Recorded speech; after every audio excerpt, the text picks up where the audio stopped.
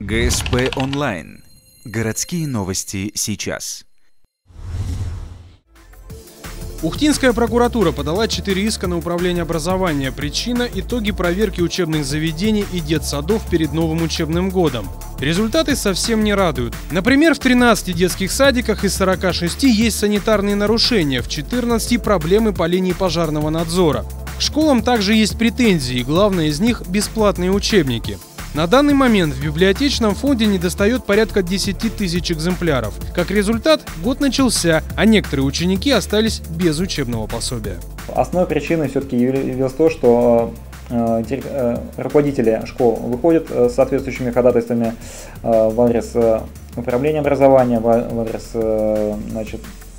администрации с тем, чтобы выделить достаточные денежные средства для закупки учебников. Но не все заявки своевременно и в полном объеме удовлетворяются. Сотрудники прокуратуры выяснили, что в 19 учебных заведениях ответственность за здоровье детей частично перекладывается на родителей. А именно, за счет взрослых закупается бутылированная вода, хотя водоснабжение – обязательство местного бюджета. С верандами в детсадах тоже не густо. В садиках номер 60 и 105 из 10 веранд 7 снесены, а 3 в аварийном состоянии.